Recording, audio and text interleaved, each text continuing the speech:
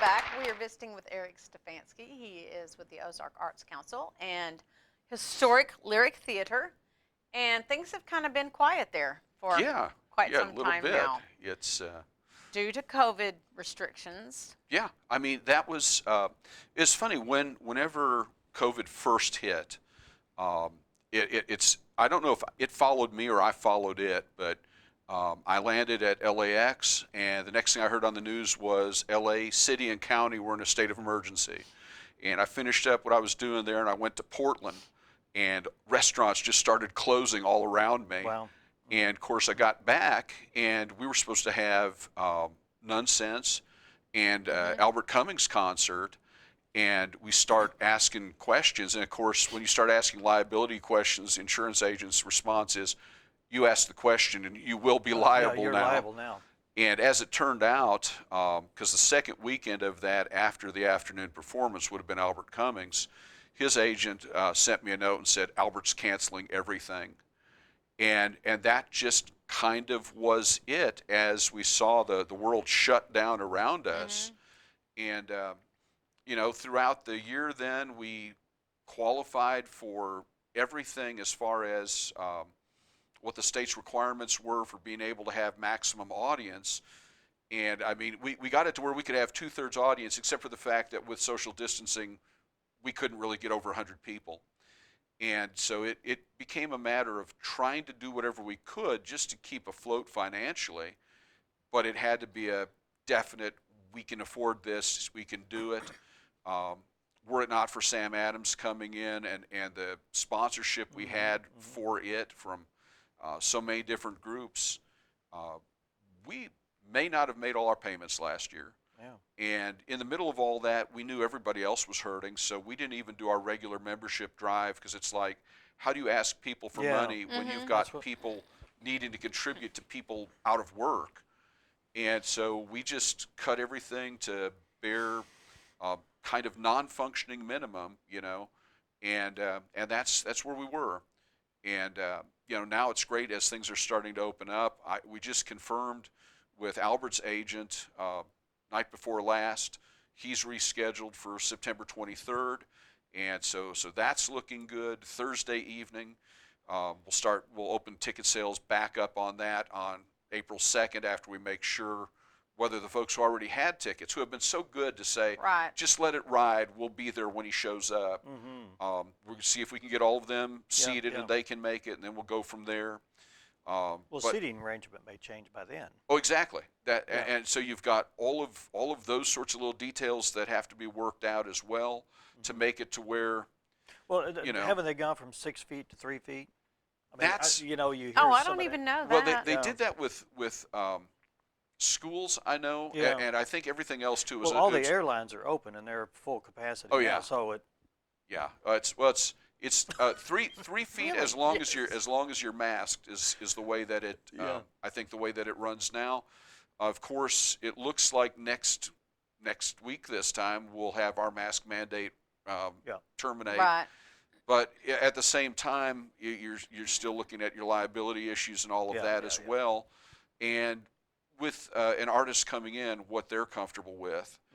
The problem is, of course, for us is gearing back up typically would not be that big of a problem, but right now we have our concession stand has a line of toilets in front of it. Well, let's look at some of those pictures if we can, because you sent me 8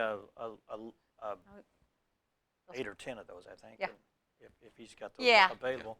Yeah. And I got those too. What started all this? I mean, this is what which bathroom? This is women's bathroom, that's the isn't ladies' it? bathroom, Yeah, okay. and that's what it looked like with the initial damage. And what kind of damage? Water damage? It is water damage. Even though we had water, trickling through like you're supposed to, right up above that area is where pipes burst. And of course, because we weren't doing things every day, and even with North Arc being with virtual classes then, so Michael Mahoney's class wasn't there. It was actually the newspaper saw that there was water leaking out of the building from the box office. Gosh. And so, my gosh. So by the time they Terry Ivy Smith had messaged me on Facebook, and said, we're getting the water department out to shut off your water quick. And so we got out there, and that's what it looked like. And of course, Craig Campbell came out and he said, I've got over 200 claims on this already at that point. Wow. Okay. So he said, I know all of the contractors are going to be loaded up and busy. And within a day or two, though, MidiServ got out there and started tearing stuff apart. And of course, every time they tore something apart, it's like, well, we're going to have to go a little bit farther. Of course. And so that entire ceiling ended up out, and part of the ceiling in the men's room. All of the floor is out. The floor under the stools in the men's room is out. The whole back wall is gone. The wall to the outside and the front. I mean, where the poster boxes are, you can see daylight through them now. Yeah. And now, was this when you called Craig? Was it covered under insurance? Yes. Thankfully. It is, but then you've got $2,500 deductible. Yeah. Plus, it covers things to a percentage and so on. I think all of the stuff that we had to do with MidiServ, I think all of that is taken care of. Some of the things that you go, okay, as if you never learned to make lemonade before COVID year, you start learning. We've tried to find ways to make it to where A, the money will cover it, and B, we can get done some of the things that needed to be done anyway. Because you think whether it was like Grease or Hamlet for that matter, and anything else we do with the schools, there's nothing like having to have an extended intermission because you've got 200 kids from up in the balcony coming down to use the downstairs restroom. Yeah. And the balcony restrooms, of course, have been out of commission since 1977. Sure.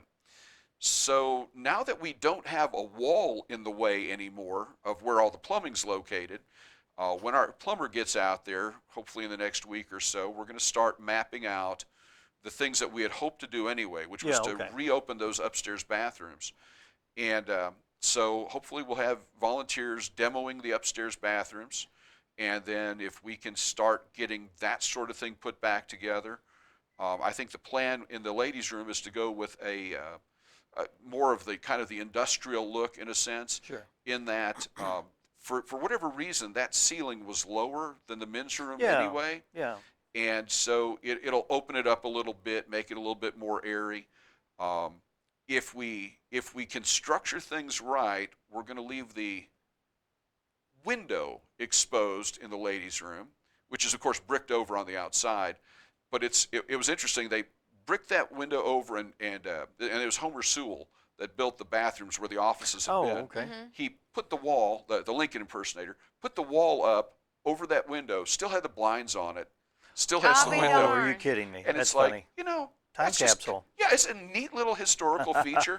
If you can find a way to have that exposed, and we may make a shadow box out of it. Oh yeah, and the same thing with where the movie posters would go. Yeah. We may go ahead and do movie posters on the other side of that. Oh. Because it wasn't really sealed that well anyway, and we can probably seal it better doing it that way.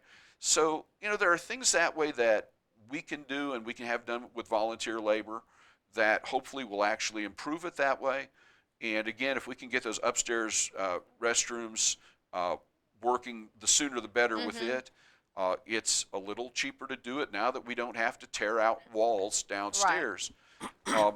Yet at the same time, it's like it was good that Albert Cummings still was canceling shows because I don't know that we would get bathrooms up by the April date. So do we have a date? Yeah, kind of a date for something to, obviously these things have to be fixed. Yes, first. Yeah, exactly. So.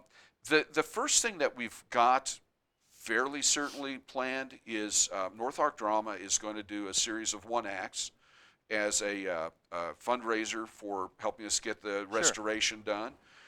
Michael Mahoney is actually going to appear in one of them with a student as well. Okay. So anytime Michael does something, it's bound to be either frighteningly dramatic or absolutely hilarious, and he hasn't told us which of the two it's going to be. So you know what day? What have you got scheduled on that? That is like the last week or so of April. Oh, so, that's really quick. Yeah, we're hoping to have at least some bathroom function restored. Otherwise, at least the plumber will have been out by then, so we can get the water to the building turned back on, and we may end up having to use annex bathrooms or the dressing room bathrooms or something at that point. Well, people can just be patient during this transition phase, which they are. Oh yeah, I mean, the folks that come to the Lyric have put up with so much sometimes, where it's like, seriously, we'll have the heat fixed shortly. Yeah. And hey, just the play may be postponed for a minute or two while we get the fire alarm to stop ringing.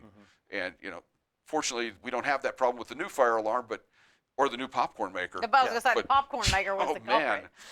But it's, and again, and that's too why we said last year, the patrons and members of the Ozark Arts Council are so good. We can't say, hey, contribute here where you've got so many other things going on. But let me say, if you're like back on there and you got your stimulus check and you want to spend it somewhere, I'll tell you there what, you go. Tell you what, we've got so many things we can do, both in the restoration and the improvement of function, and so many things that are coming up that we are going to put into place as soon as we can. We just, while I was waiting over at North Ark, I got a note from the guys from Sail On, which was the Beach Boys tribute band. They're considered the best Beach Boys tribute in the country. Oh, that'd be interesting to see, yeah. And so we had them about 3 years ago, I guess, and they said they wanted to come like right after school starts, and I thought, right when my sound guy is most busy, and then I thought, wait, I think Sail On does all their own sound. There you go. Sign them up, So, I mean, we've got that going on. We've got local bands that hopefully we'll be able to start having back in as well. Place to start. Get stuff that way to where we're up and going. Theater companies said, hey, we had 3 plays that we haven't gotten to do. We're keeping them and adding 5 more. So it may take 18 months to accomplish, but there's a lineup of 8 plays. Kind of getting ready for that. Most of them are going to be comedies because that's what we need right now. We need some laughter, not some drama. Well, we encourage people to go to the Facebook page and like it and be a part of it, and go to the website and patronize. When you see an event down there, it's an experience, and it's a local experience. It's really good. You can always, like you said, you be a member. I mean, there's several different things you can do. Absolutely. Eric, thanks so much for coming by. Thanks for having me. We'll ask you to come by when there's, other than toilet reconstruction, we'll have you come on. We'll talk about other things. Sounds great. Thank you so much. Thank you, Eric. Thanks. We are going to take a little break, and when we come back, we're going to be talking with Duchess and possibly Wanda too. Stay with us.